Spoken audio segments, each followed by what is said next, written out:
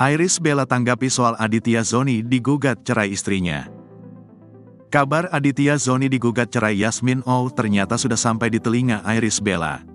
Irish Bella mengaku ikut prihatin dengan masalah rumah tangga adik mantan suaminya tersebut. "Aku juga baru dengar, aku turut prihatin pastinya," kata Irish Bella. Meski pernah dalam lingkungan keluarga yang sama, Irish Bella tak tahu menahu soal masalah Aditya Zoni dan Yasmin Oh. "Kalau masalah rumah tangga itu aku nggak tahu," ujarnya.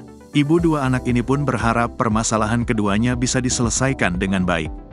Aditya Zoni menyusul sang kakak, Amar Zoni yang rumah tangganya lebih dulu berpisah. Aditya Zoni digugat cerai oleh istrinya di pernikahan yang belum genap 2 tahun.